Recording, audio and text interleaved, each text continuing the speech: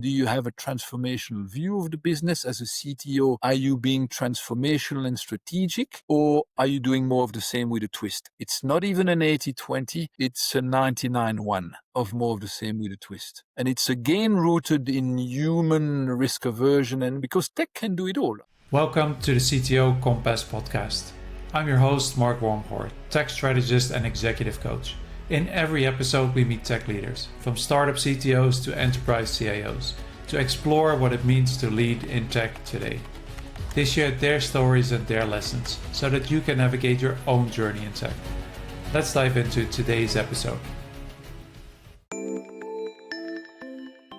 Today's guest is somebody who's walked the CEO path. He's led a tech scale-up, but also a highly traditional 4,000-person organization in Securitas in South America, which he completely turned around. Today, he's an executive coach, and he's coached over 50 CEOs all over the world. Loic Potjes is here today to share his lessons in leadership, what he's learned, escaping the hamster wheel, and navigating today's very fast evolving world, which is interesting to all of us. So, Loic, welcome. Before we start, maybe a very quick intro. Thank you, Mark. Thanks for having me on the podcast and really looking forward to our conversation.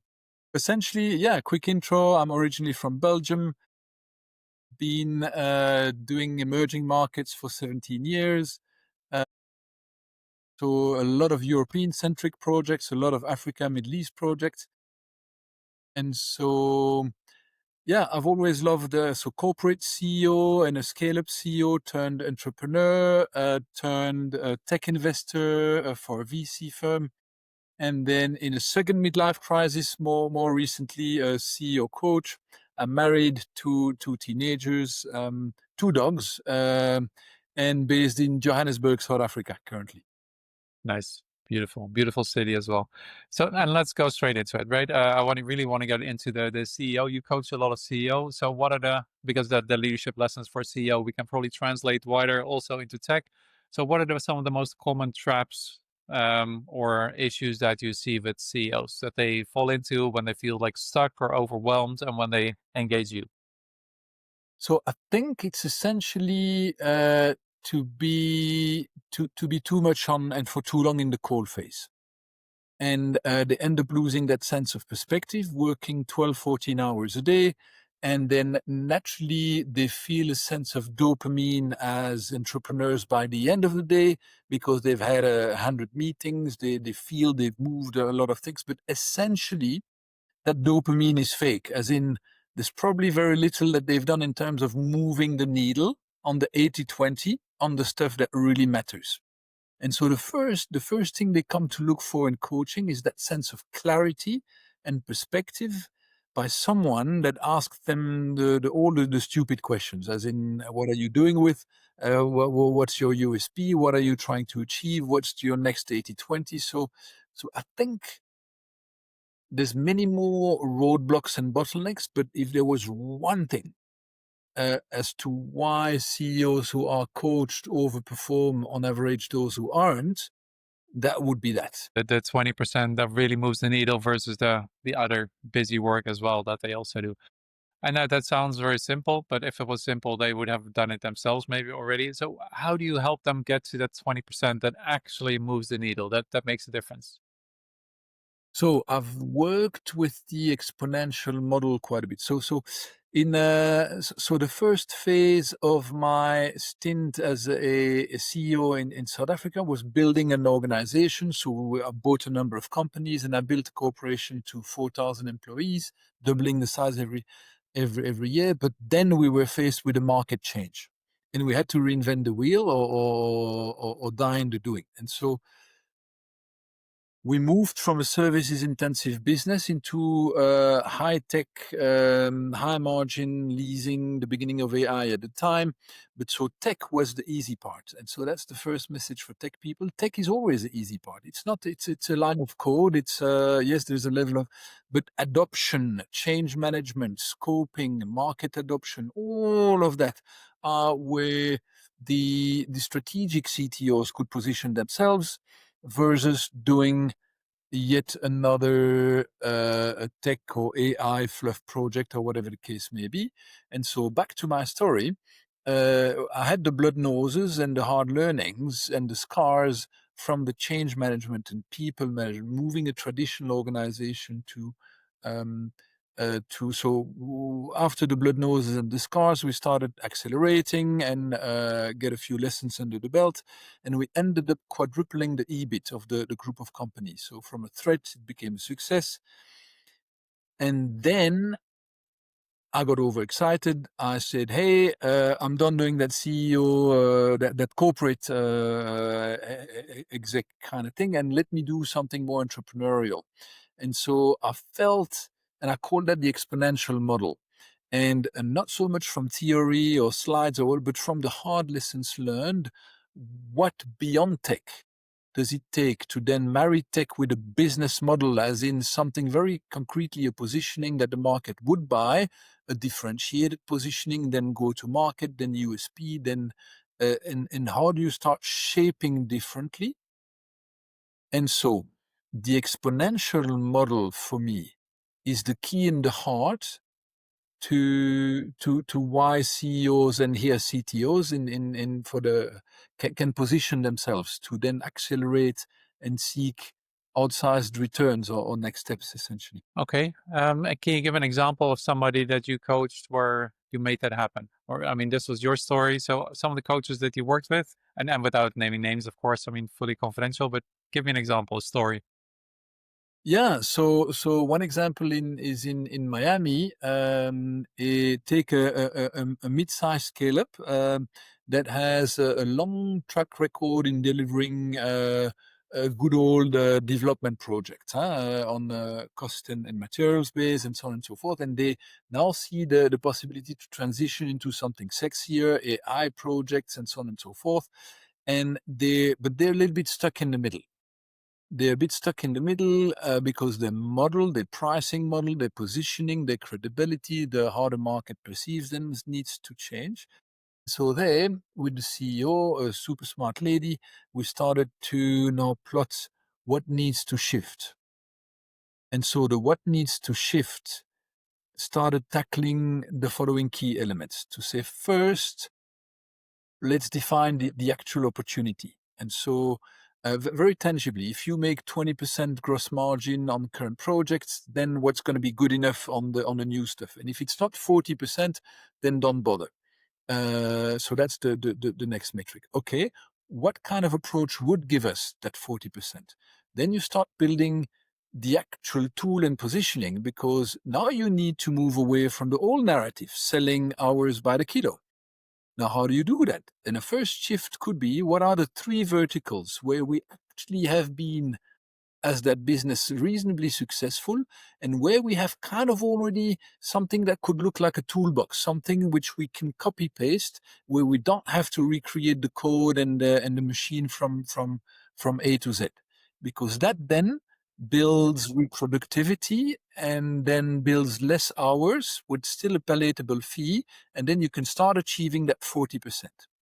And then you move from 60% client ready to 65, 75, 85. And when you become super specialized, 95%, and that's the happy days of your margin. And somehow you've moved from hours by the kilo. But so that's the first steps in the journeys. So what are the 3 verticals? What are the key products?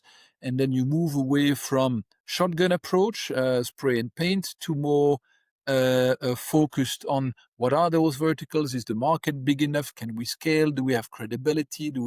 And now the following step is, what's our crisp USP differentiator? What have we done that stands out?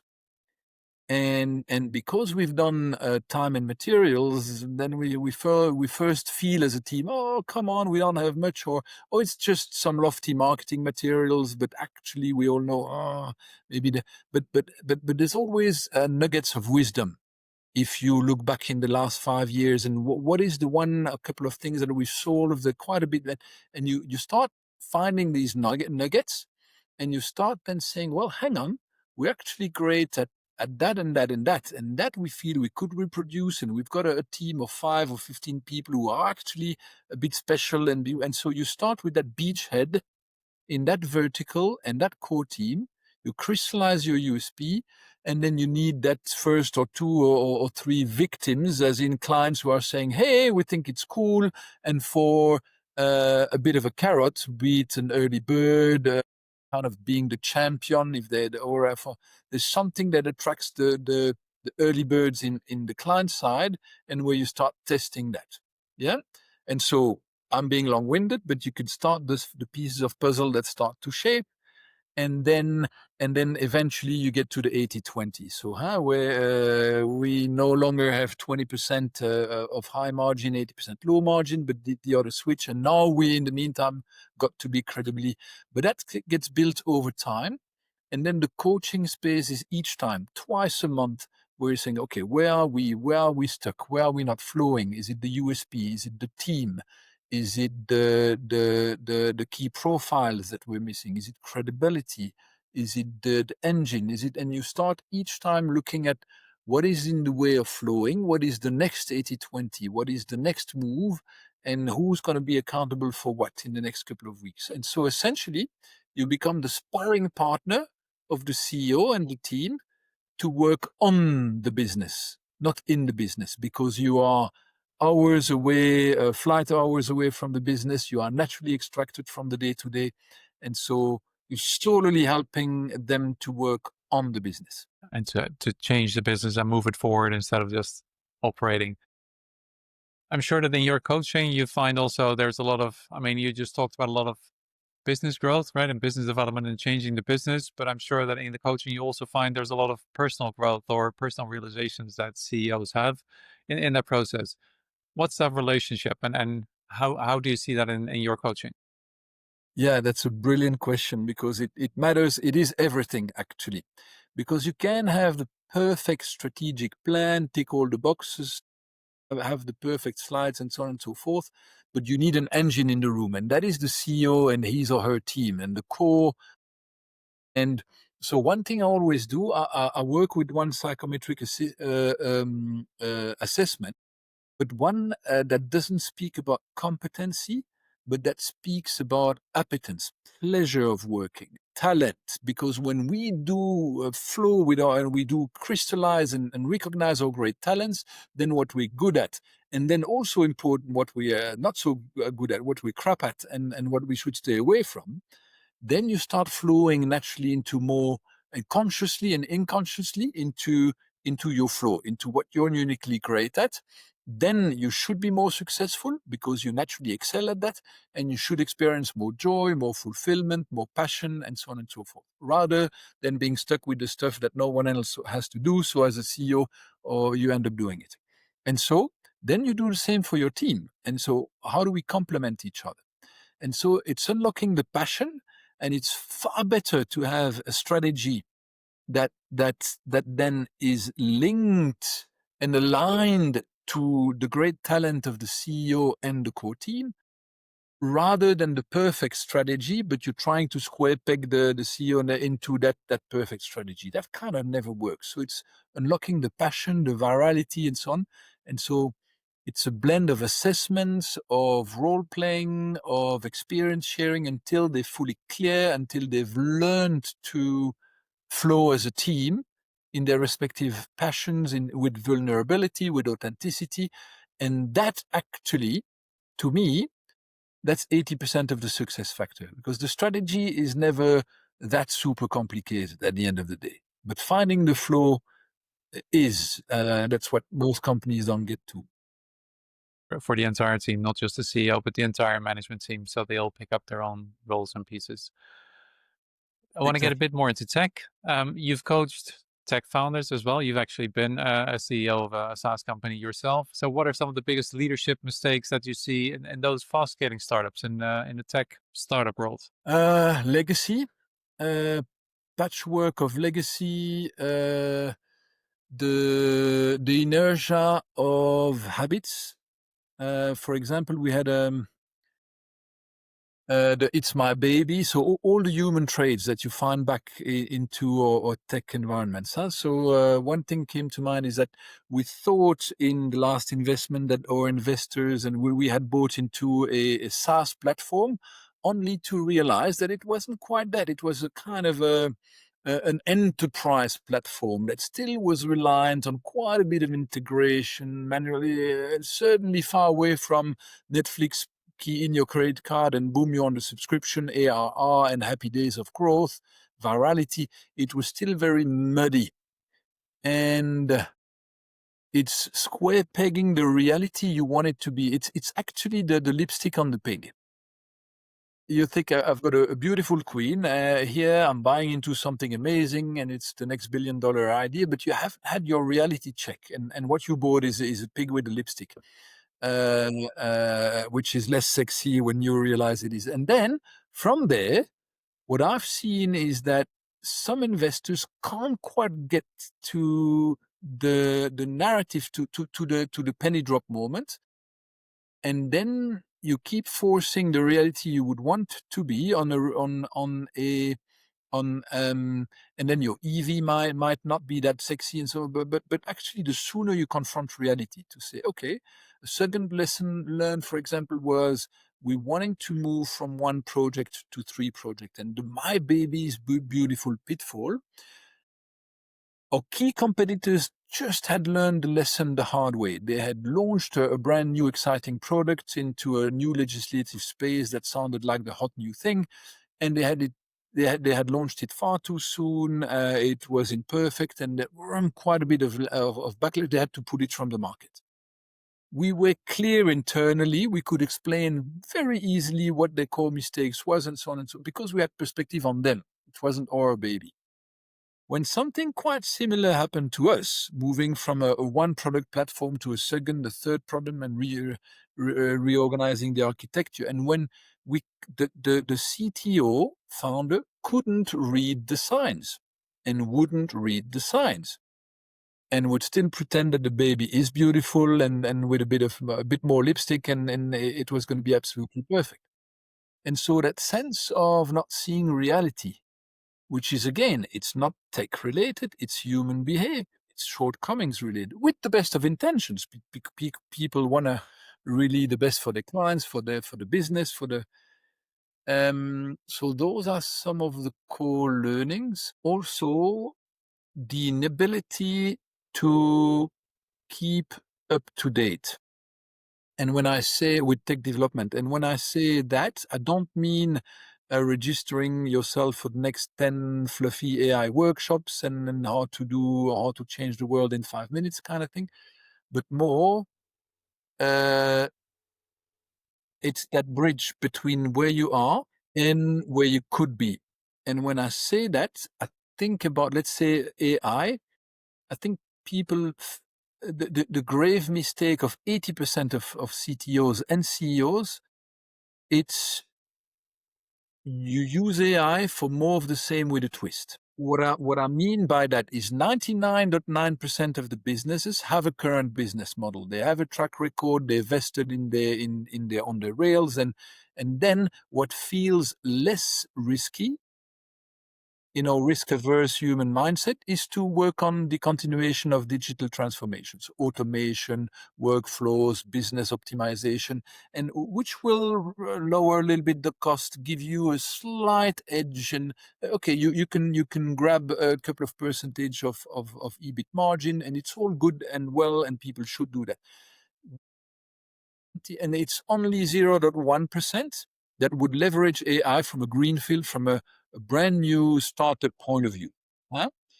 But because we've got 99.9% of existing business and we are risk averse and we don't think naturally outside of the box, we do more of the same with a twist, instead of using AI for its real power, which is, how do I create a strong, sustainable, strategic advantage? Like, for example, I'm speaking to law firm or professional services firm. All the tech tools are there off the shelf for AI. They can actually overnight reduce 40% of their cost base or grab 40% more client base on the through an 80-20 on workflow automation, on key process and so on, but repackaged towards the clients. But saying, if I've now nailed the 40% advantage, I can give 15% to my clients and 15% is good enough as a carrot to clean the market, and I can transform the other 25% to double up my bottom line. Now, if I can accelerate my growth, but that's too threatening. And because it's too threatening and we're not sure how clients will react and whether again when we find 100, but it's not about the clients, it's about all fear of change in the boardroom, in the CTO environment and everywhere. And we end up doing baby steps. Instead of jumping in the pool and start swimming and see if we sink or not, we put a toe in the water and we think, oh, geez, we have something. Or we do AI transformation. Yeah. We've automated our invoicing. Oh, wow, that's beautiful. Well, it hasn't moved the needle, but it feels we're not behind on the AI and so on and so on. But it's like we're doing something in management. Management is a broad term. Are you managing the receptionist, or are you managing BCG or McKinsey, or it's also management. So when we speak about AI, the key is it transformational? And do you have a transformational view of the business as a CTO? Are you being transformational and strategic, or are you doing more of the same with a twist?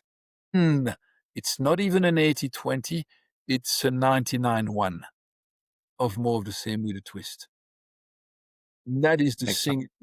And it's again rooted in human risk aversion, and because tech can do it all. I mean, well, not all, but in many things. Yeah, absolutely right. And I think you hit the nail on the head. I think that the ones that approach you for coaching, you mentioned the scale up in Miami, they fully already understood that and they have seen this market model, maybe not quite sure how to do it, but they've sought help and they've actually gone about it. The other 99.9%, not sure what the exact percentage is there, of course, but just dip their toe in the water or just automate with AI. I see a lot of that as well. How do you get leaders like CEOs across that big hurdle, that fear of change? So I think you don't. The thought is that some people have it in them. So if you take 10 people, you probably have one or two that are naturally born early adopters.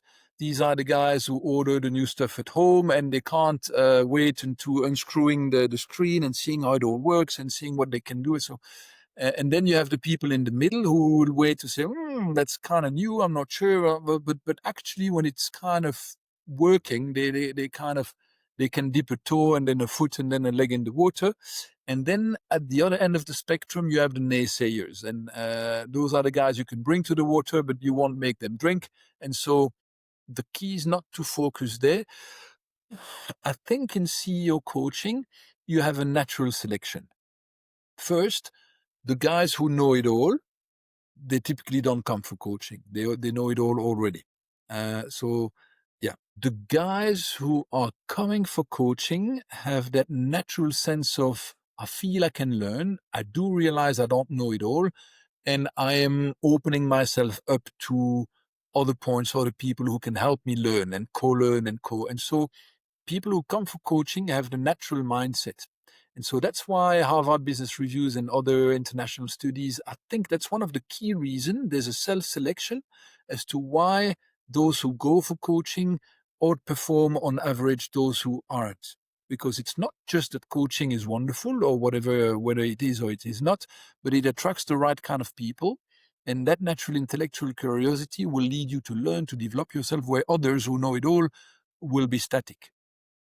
So that's the first thing that comes to mind. And then two, the CEO's got to want change, and it's got to realize what you do is empowerment.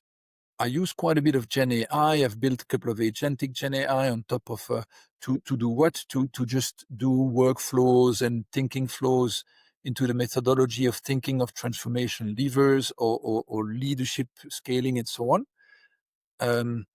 It's nothing extraordinarily new, just AI does it substantially quicker, substantially better insights, cleaner, fresher, and it's more fluid and flows.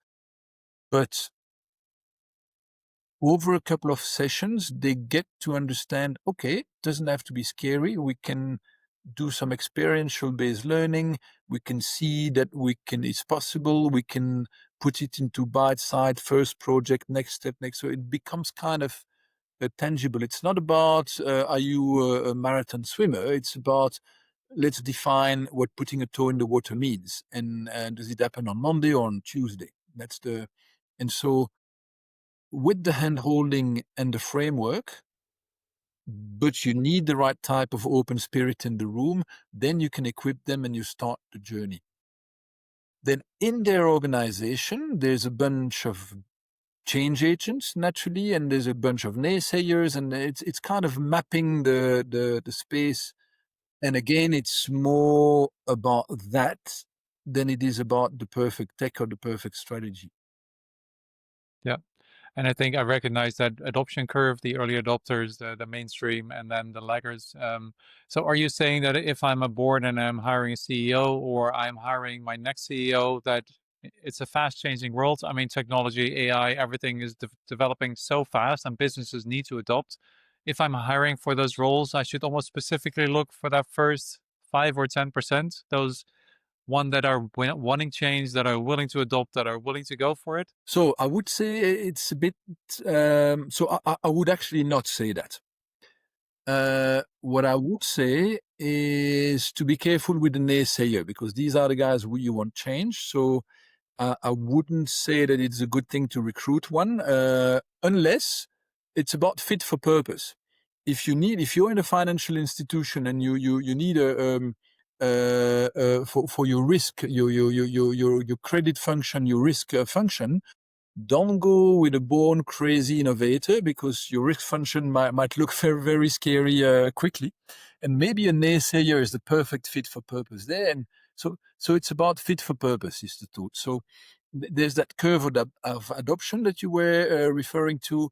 And in driving change in organization, it's about knowing. So if you are the CEO, it's like the analogy of the soccer coach, the football coach. You need to know who are the attackers. The attackers are the guys who are going to run for the ball. They're going to find it enthusing. They're going to run fast. They're going to go for it, high energy, lots of new ideas and stuff. Those are the kickstarters. You need those but don't bring them at the very end of the spectrum of maturity to cross the T's and dot the I's. You'll bore them to death, as the defenders. Yeah. So next you have your midfielders. Your midfielders are, okay, there's a project that's now shaped and trial and tested, then piloted and so on. We've got some key learning, and now it's about integrating that in 80% of the business.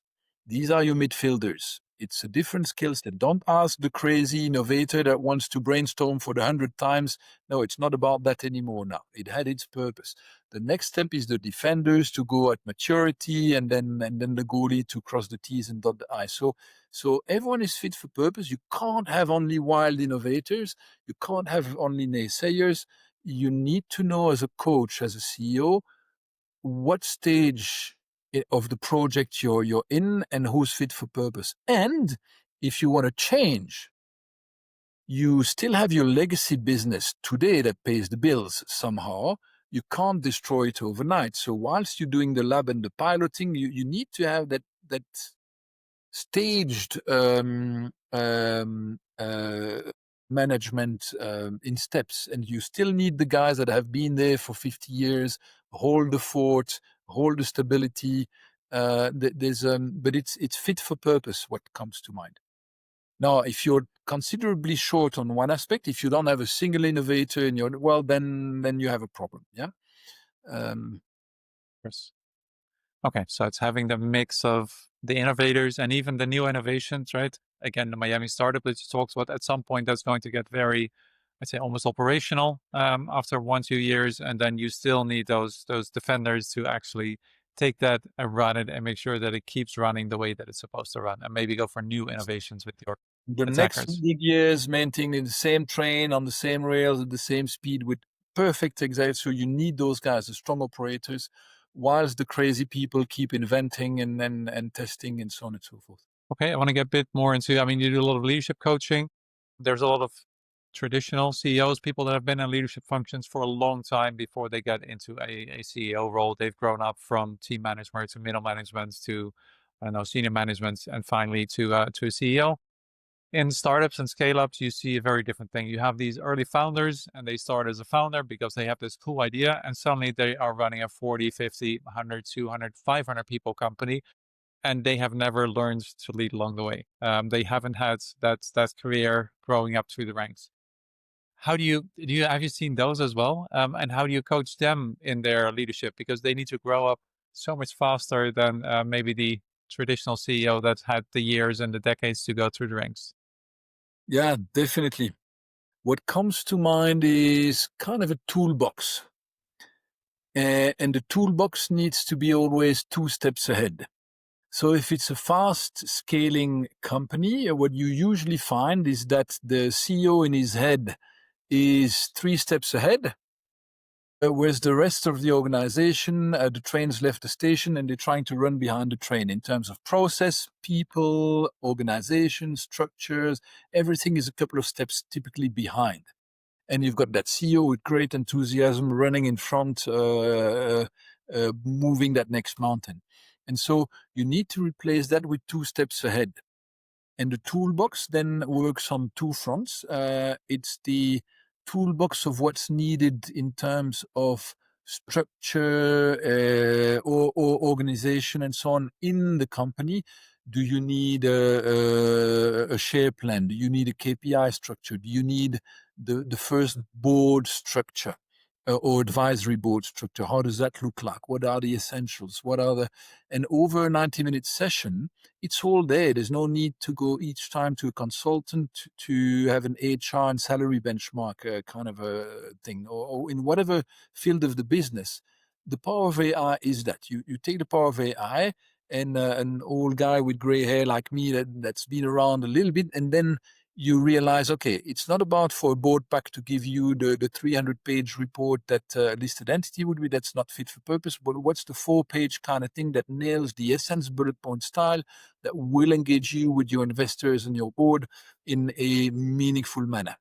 And how do you get that kind of automated in a quick thing or GPT on top of chat GPT, so that you don't have to, like, those practical, super practical tips to say, this is the thing. Over 90 minutes, you've understood the core principle. You've understood here's the actual pack. Go draft it. We've gone through it together. We've kind of done the first one together. What comes to mind? What happened? And so you're good to go, because these guys are quick learners.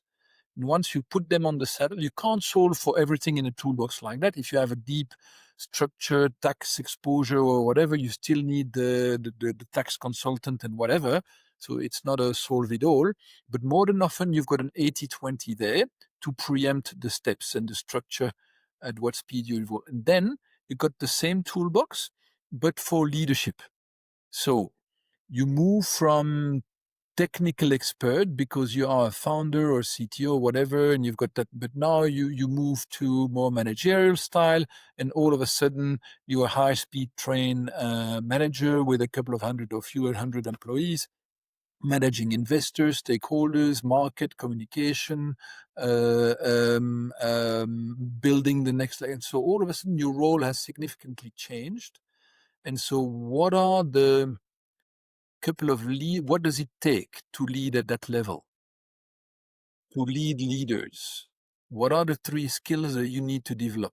How can we relate that? It's extraordinarily personal learning. It's not textbook or Udemy or whatever. It's really, where are you at in that very areas? What are the key principles? Where is the last 3 times where you failed at it, and why? What does it say about you? Where's the last 3 times where it flowed, it worked for you? What did you do that worked? Can we do more of that?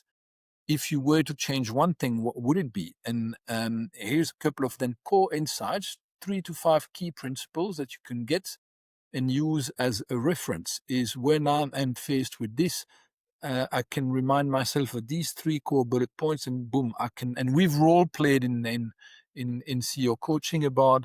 And if there's that super difficult CTO that you are dependent from because there's nothing too much on the but he's got it all in his head, and you've got that reliance, and you're not sure to how to have that difficult conversation, and so on and so forth. Well, how do you role play this difficult conversation? How do you learn to be in your shoes? How do you grow maturity? How do you grow grounding, presence? How do you Yeah, all of that comes to mind essentially. I love that, and I think that second part needs a lot more of a coach, right? Somebody to brainstorm with, to hold you accountable. The first part, I liked that as well. You said these very practical things like a KPI model, an operating model, a board deck. How do you put a board together? And you can also ask AI. Somewhere you've said that AI should be your co-pilot, and I think that's something we couldn't do 5 years ago, but you can do that now.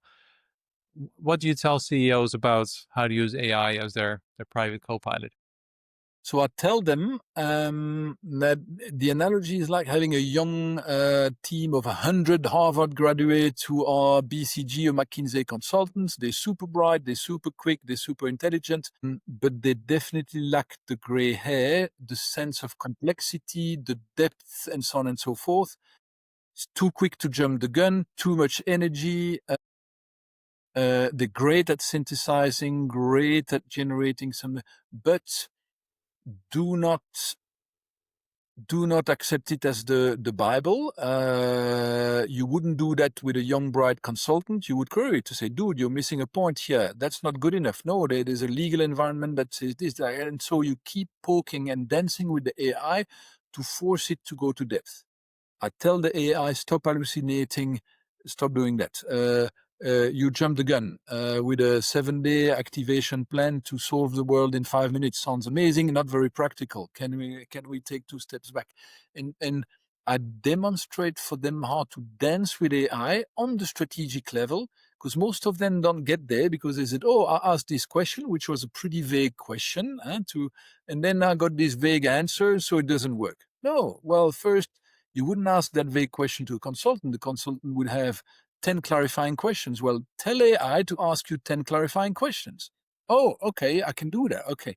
And then you force them to dance with the AI, and then they have surprising results, and it's learning to swim. It's learning to the first time feels amazing but a bit uncomfortable, and then you learn more and more as you go to use it on a more strategic, useful level rather than to write that email or summarize that meeting notes. Or And I think that makes sense. I mean, if you're hiring a BCG or McKinsey, you're paying them, let's say, 100K for their advice. You're going to think very carefully about the question that you're going to ask and how you're going to ask that question. You're not just going to fire off a vague question and hope for a best answer. So I think with AI, the same is absolutely true as well. definitely. So, and then still, I think that's the first lesson for the CEOs. We're now seeing a big push from boards, but also CEOs to just go and embed AI, right? We must have AI in our company. And I think that's sort of the end of that statement. They're not sure where or how. Also, CEOs often don't know how to start and where to start. So they just say to their CIO or CTO, go and make use of AI. How do you think about that? And what should CEOs do instead? So I have a great anecdote for that. So a few years ago, it wasn't so much about AI, but the best new thing was data management, and people needed to have data lakes and like they had to have a data strategy and all of that. It was all about data, and then machine learning and so on and so forth. So I'm there in a big in the corner office of a big mining group, global mining, with the CEO and the CTO. And the CTO goes, great, someone I can talk to about my data strategy. And says, no, here's what we want to do with data. We want to do a data lake, and then we want to structure the data, and we want to clean the data, and then we want to do this, and then we have the architecture there. And so, and then he said, what do you think? I said, geez, it sounds fantastic, but I have a stupid question. What will you see yourself doing with that data? He says, oh, I don't know, but at least we have a data strategy and we have data architecture. So they had a data strategy for the sake of having one, essentially, and they had no clue what to do with it. And so that's the same thing with AI now. It's new, so we're not sure how to. Oh, what do you have? Oh, yes, we have we have an AI working stream thing. We have this, we have that. We scope things. What are you trying to do with it? Well, we're not sure as yet, but can we tell you tomorrow? Okay, and that's obviously wrong. It's not very helpful. So people should first trust themselves and the fact that they experienced business people. And if they don't behave stupidly with a normal project, such as building a routing system for cars or or time in attendance. And so they're going to ask the right question. What is the efficiency? What are we solving for? Is it more, is the tech at a lower cost price than doing it manually or whatever?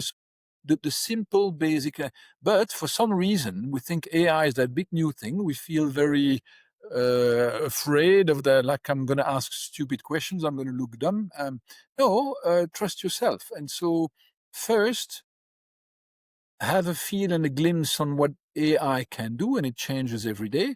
But then find the gaps in your organization where you feel, okay, so if we could, and first validate a business concept. Can I lower my cost 15% by doing this? How would that look like? No, I can't. Okay, no, but I think we believe we can do 11% lower cost. Okay, is that good enough? What is the ROI? How much would it cost by how much? Like apply that normal logical thinking. Have several scoping projects. Learn. It's first business, then AI. AI is a stupid tool. It's a very clever tool, but I'm saying stupid tool because people use it stupidly. So they should learn, and people are getting in 3 years from now, everyone will say, "Oh, of course," and there will be another shiny new thing, which may be quantum computing or whatever it will be. But the simple thing is apply the same logic, find 10 use cases, scope them on a high level, prioritize them by a lowest cost or quickest, lowest cost of investment, quickest return, and then biggest gap that your problem that you've solved, and then prioritize these first, and then do the first one, do the second one, but apply the practical business thinking. You've done it for machine learning, you've done it for digital integration, you've done it for Excel sheets before, you've done it, so nothing new under the sun. Same old business thinking and pragmatic logic applies. So do apply it would be the key thing. And I think for a lot of companies, this is another transformation. And I think all these tech transformations are coming faster and faster with the years because tech is developing so rapidly. You led Securitas yourself through this big tech-driven transformation from very people-oriented to a lot more tech-supported. Still people-oriented, but more tech-supported. What can other CEOs, modern CEOs in the AI hype learn from your experience? I would say that have your eyes set on first, what is your strategic positioning? Redefine competition. Let me take an example. We had guards, security guards walking around, let's say an industrial premises or a shopping mall or an office park. And so, let's say you have 20 guards walking around. On each moment around the fence, you cannot have a guard every 2 meters. So inevitably the guard is walking around. And so when the guard is not in the right corner, the rest of the fence is not quite protected. So, but people say, I need security guards. And so how much for your security guard? That's the competition. And is he better trained or equipped? But that's the thing. So very much a commodity space. Now people say, okay, so we can have cameras around the perimeter, but there's a certain cost to that and so on and so forth. But then AI-enabled cameras where you can have long-range cameras and a piece of AI behind it, which they now all have. But at the time it was the new shiny thing, and it was kind of behavioral pattern recognition. So if the pixels in the shape of a human body walk towards the wall and then jump it, then raise an alarm. Instead of having a controller sleeping 12 hours a day in front of the screen and hoping that it will catch the right. And so essentially what I'm saying is, okay, so the equation became to the market, what's the USP? When you have enough guards walking around, we can replace it with a high-tech leasing solution. And when I say high-tech, it's just the software. The rest is a good old camera with a good old piece of wire or wireless. So that's not very special. It's just fit for purpose. And so you move from shiny new strategy to something, okay, when there's enough guards, I can calculate for a buyer in 30 seconds in front of him what his 3 years saving will be. The concept is simple.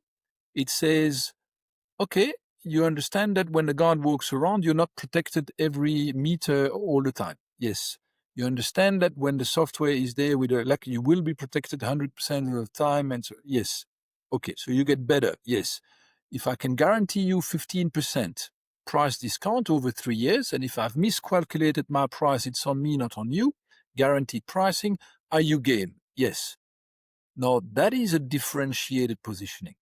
So the mistake was when we first saw that ability to do behavioral pattern recognition. We had all our clients in the big showroom saying, and showcasing the demo, the tech. Was everyone wowed? Yes, everyone thought it was fantastic.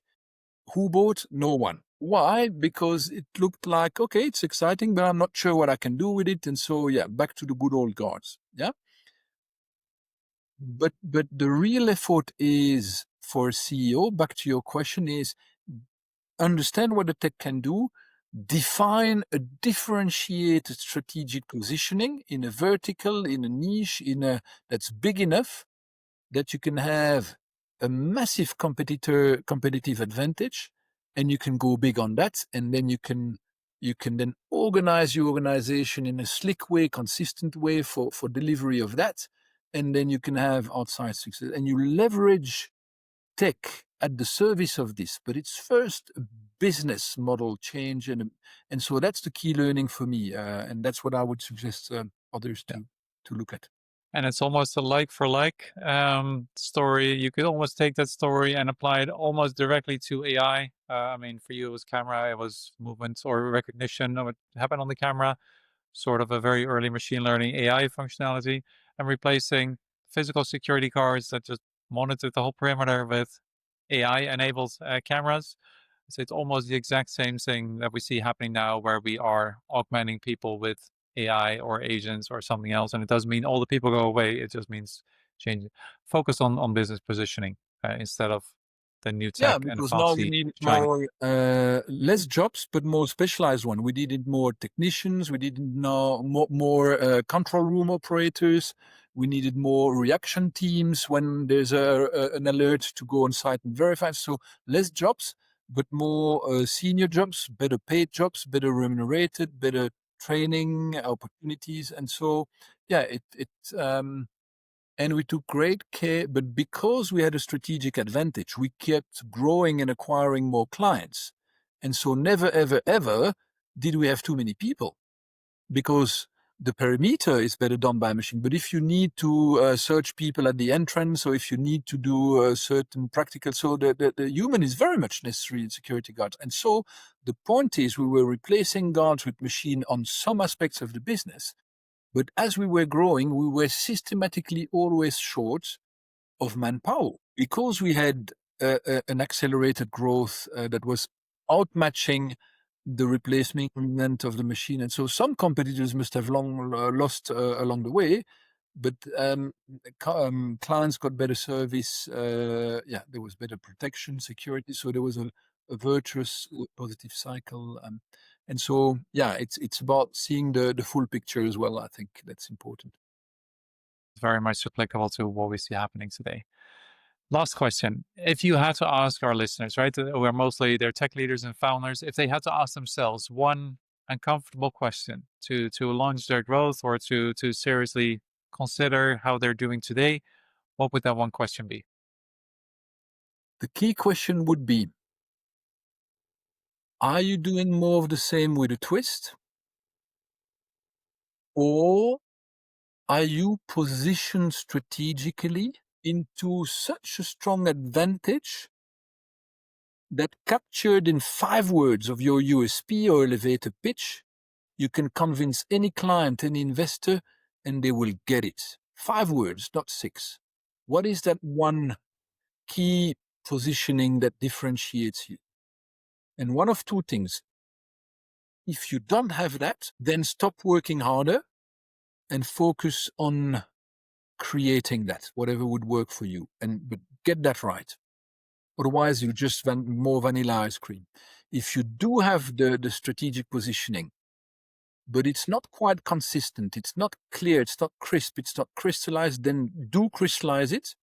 Test it with a 10-year-old boy or girl. If they don't get it, go back to the drawing board. It's got to be that simple. and then communicate it consistently, and then align your business to that.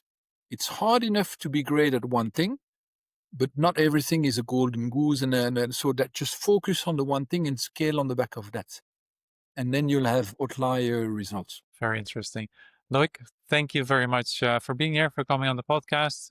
Where can people find you if they want to learn more about you or connect with you? Yeah, with absolute pleasure. So I typically work with CEOs and key execs from, let's say, $15 million of annual revenue to $500 million. So that kind of scale up, early stage to more mature stages. And then very easy to get hold of me. It's disruptiveleap.com. disruptiveleap.com, and there's email, chat, Calendly, and to get in touch and learn a little bit more, and with absolute pleasure. Appreciate it very much. Look, thank you for coming on today. Thank you, Mark, for having me. Great to be on the podcast with you. As we wrap up another episode of the CTO Compass, thank you for taking the time to invest in you. The speed at which tech and AI develop is increasing, demanding a new era of leaders in tech.